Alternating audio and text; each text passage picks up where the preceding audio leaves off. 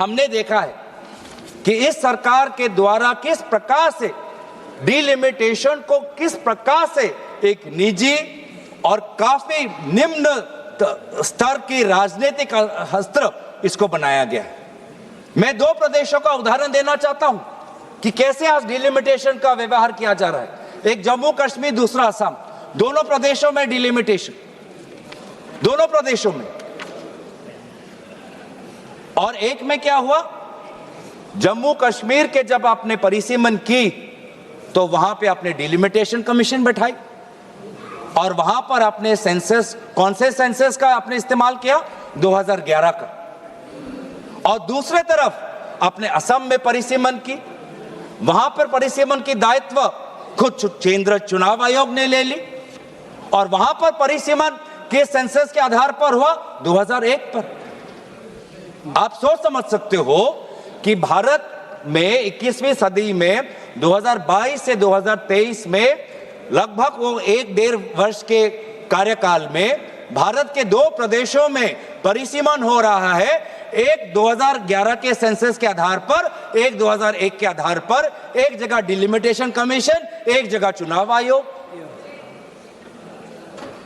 तो साफ साफ पता चलता है कि ये डिलिमिटेशन किसी प्रकार से नागरिकों को, आम नागरिकों को सुविधा देने के लिए नहीं, डिलिमिटेशन बस आप अपने राजनीतिक सत्ता को और मजबूत करने के लिए, अपने राजनीतिक जड़ों को मजबूत करने के लिए आप इसका इस्तेमाल कर रहे हैं। डिलिमिटेशन का तात्पर्य क्या था कि हर जो क्षेत्र हो, चाहे लोकसभा क्षेत्र हो, चाहे विधानसभा क्षेत्र हो, उसकी जनसंख्या लगभग समान होनी चाहिए। मैं बताऊं असम में क्या हुआ। असम में एक लोकसभा है 14 लाख लोगों का और एक लोकसभा है 26 लाख लोगों का। 26 लाख लोगों का। ये किसकी सुविधा देख रहे हो? किसकी सुविधा देख रहे हो? आम नागरिकों की तो नहीं हो सकती, क्योंकि वो 26 लाख का लोकसभा क्षेत्र इतना बड़ा है, वो किसी प्रकार से, किसी ना प्रशासनिक रूप से ना सुशासन के रूप से वो किसी का फायदेमंद हो सकता है। ऐसा डिलिमिटेशन हुआ है सर कि एक विधानसभा में कहीं 4 जिला परिषद और कहीं 2 जिला परिषद। ऐसा डिलिमिटेशन हुआ है कि एक पंचायत में 10 वार्ड, 2 वार्ड एक विधानसभा में, 3 वार्ड दूसरे विधानसभा में, 3 वार्ड चौथे विधानसभा में। यह है परिसीमन।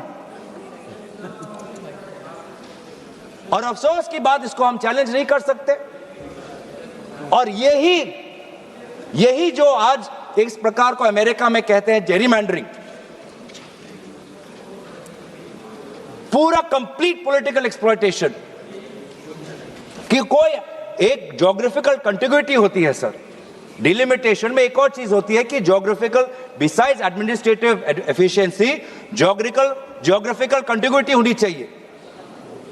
लेकिन आज आपने ऐसे क्षेत्र बनाए हैं कि एक नदी के इस पार और एक गांव पहाड़ के उस पार। किस लिए? ये किस प्रकार का ज्योग्राफिकल कंटिग्यूटी है? आप मैप देखिए सर। अब यही चीज जो उन्होंने असम में किया, जो उन्होंने जम्मू कश्मीर में किया, अब महिला आरक्षण के द्वारा पूरे देश में ये कहना चाहते हैं। कितनी शर्मनाक बात है, कितनी शर्मनाक बात है, दुख की बात है। महिलाओं का अपमान है कि आप इस प्रकार का महिलाओं का आप राजनीतिक दुरुपयोग कर रहे हो महिला आरक्षण के नाम पर। आप भारतीय संस्कृति की बात करते हो, भारत के देवी देवताओं की बात करते हो, भारत के उपनिषद और पुराणों की बात करते हो, और ये है आपका मंशा, डिलिमिटेशन। हमने ये खुद देखा है सर कि आज कहीं ना कहीं ये एक शंका है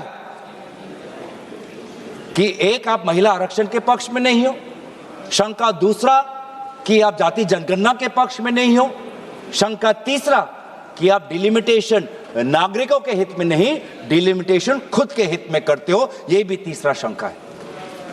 और चौथी शंका यह है कि आप संविधान को आप धीरे धीरे आप कमजोर कर रहे हो।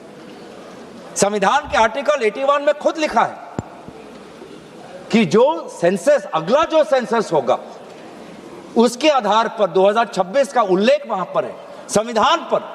संविधान में उल्लेखित है आर्टिकल 81 में कि 2026 में जो सेंसस होगा, उस जो सेंसस जब पब्लिश होगा तो उसके आधार पर हम आगे बढ़ेंगे, डिलिमिटेशन होगा।